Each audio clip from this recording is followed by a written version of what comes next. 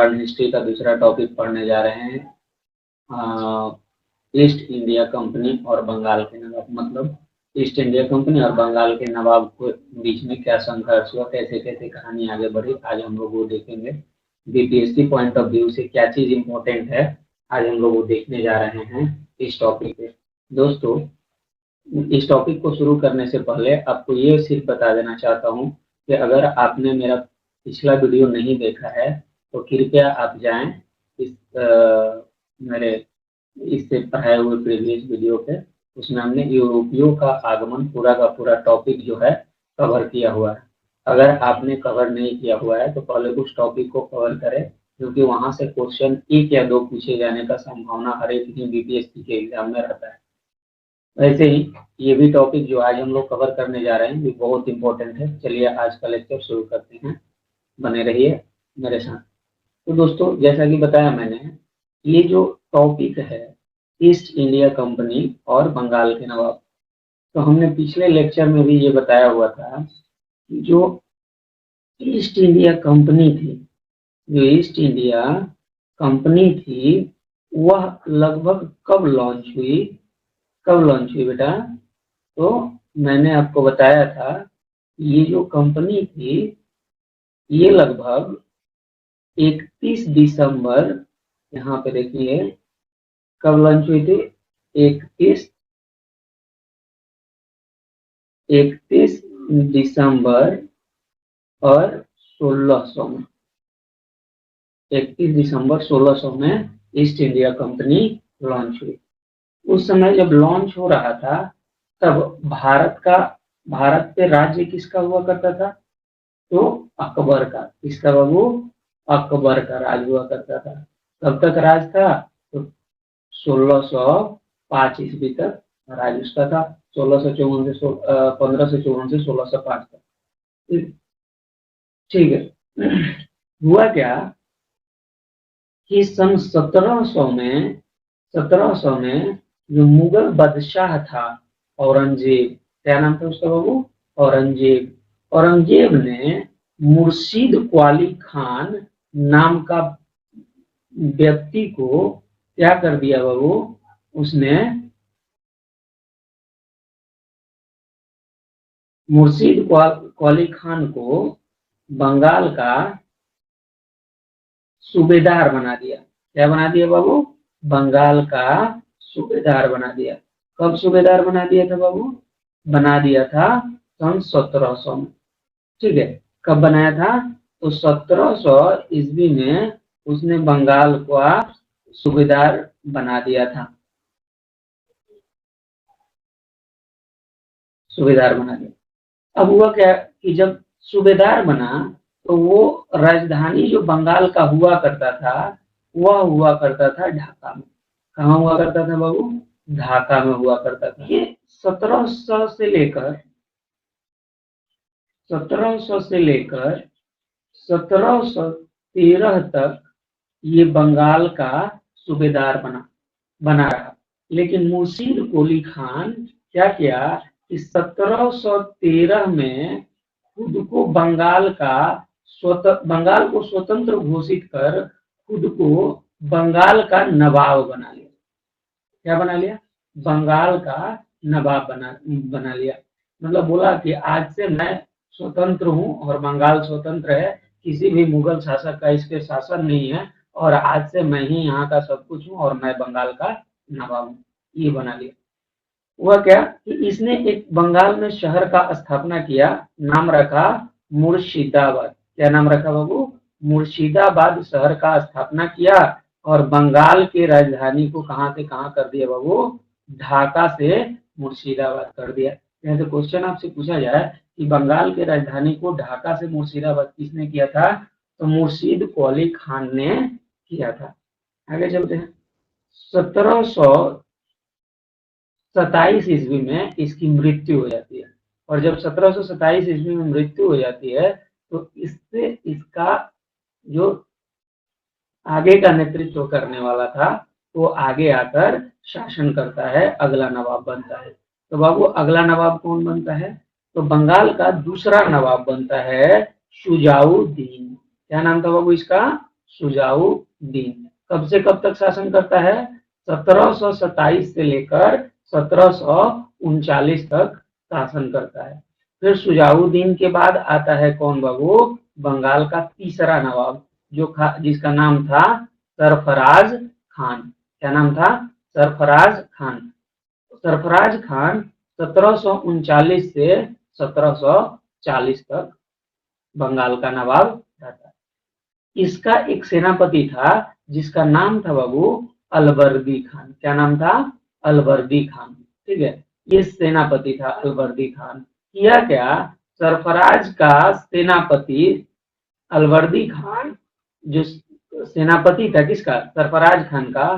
सरफराज खान के खिलाफ विद्रोह कर देता है और जब विद्रोह कर देता है तो वहां से शासन संभालना सरफराज खान के बस का नहीं रहता है, तो वो युद्ध लड़ता है और उस युद्ध का नाम दिया जाता है घेड़िया का युद्ध। इसका युद्ध नाम दिया जाता है बाबू? घेड़िया का युद्ध का नाम दिया जाता है। ठीक है, तो घेड़िया का युद्ध किसके किसके बीच में लड़ा गया था?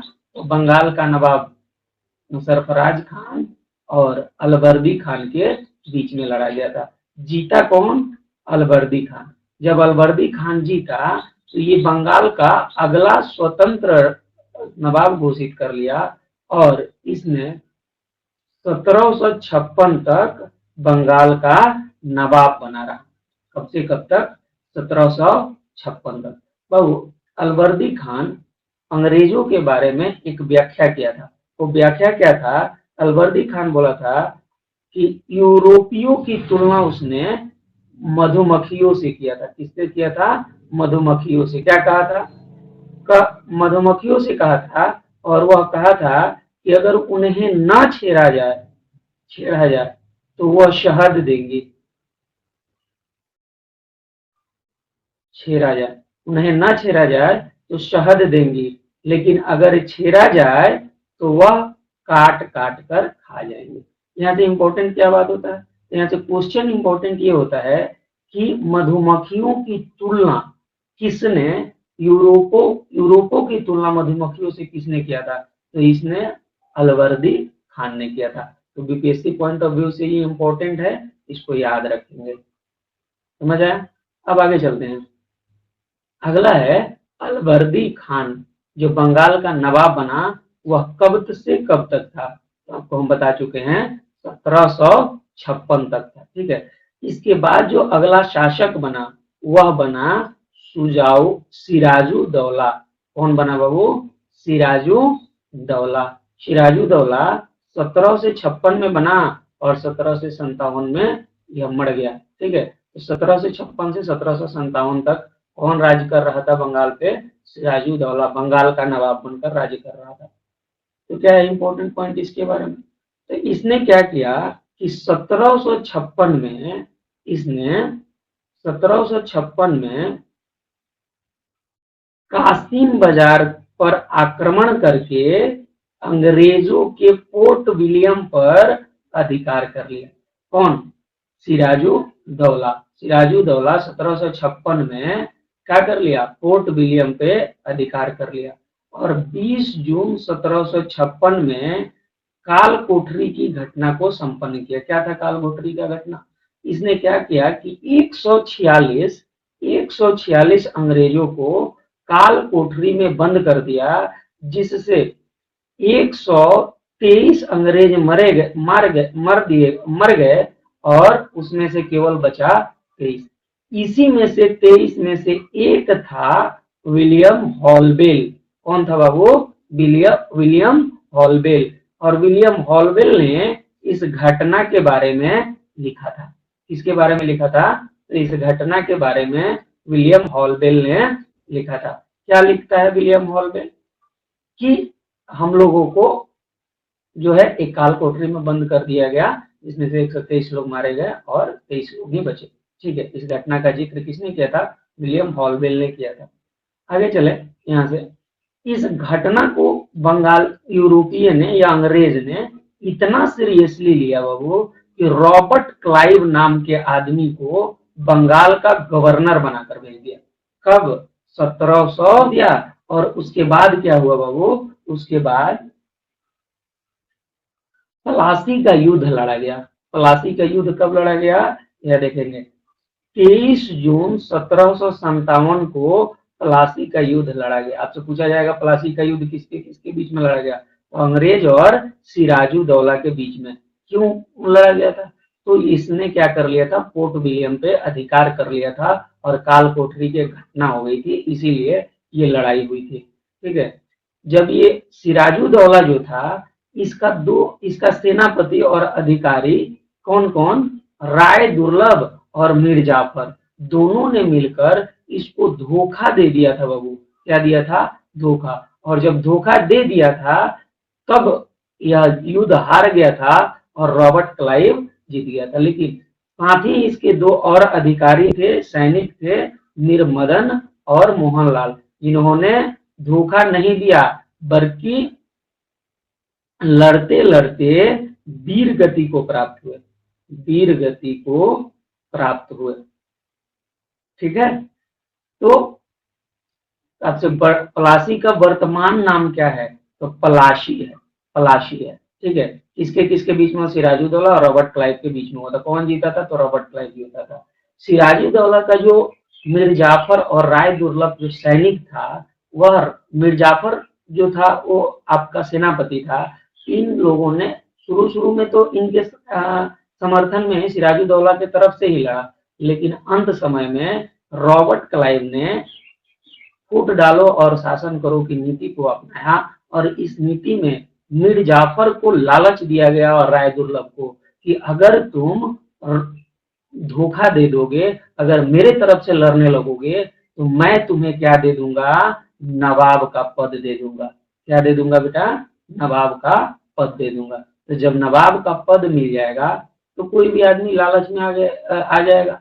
तो मीर जाफर और राय दुर्लभ भी लालच में आ गए और क्या कर दिए बाबू, वहां इससे धोखा कर दिए, जिसके कारण सिराजुद्दौला मारा गया और मीर मदन मोहनलाल सब मारे गए। ठीक है, और इस तरह से पूरा का पूरा प्लासी का युद्ध रॉबर्ट क्लाइव जीत गया था। पश्चिम बंगाल में पलासी कहाँ स्थित है, तो नदिया जिला में, पश्चिम बंगाल के नदिया जिला में स्थित है। ठीक है, और किस नदी के किनारे स्थित है, तो भागीरथी नदी के किनारे स्थित है। कौन से नदी, भागीरथी नदी। पलासी कहाँ स्थित है, पलासी का वर्तमान नाम क्या है, पलासी कहाँ स्थित है, पलासी किस जिला में स्थित है, ये सब बात याद रखेंगे। हमने बाबू यहाँ पे डिस्कशन कर दिया। इसके बाद क्या होता है, इसके बाद आता है बंगाल का अगला नवाब। ठीक है, और बंगाल का अगला नवाब कौन बनता है, वही जो धोखा दिया था, मीर जाफर। मीर जाफर कब से कब तक रहता है, तो 1757 से 1760 तक रहता है। 1760 में इसको हटाकर इसके भांजे को बनाया जाता है मीर कासिम को, लेकिन ये बर्दाश्त नहीं करता है। 1760 से लेकर 1763 तक बंगाल का नवाब तो रहता है, लेकिन ये ज्यादा दखल अंदाजी अंग्रेजों का अपने शासन में बर्दाश्त नहीं करता है, जिसके कारण 1763 में इसको फिर से पद से हटाकर फिर किसको बना दिया जाता है, मीर जाफर को बनाया जाता है। क्या बनाया जाता है, बंगाल का अगला नवाब। वो कब से कब तक रहता है, तो 1760 से 1763 से 1764 तक।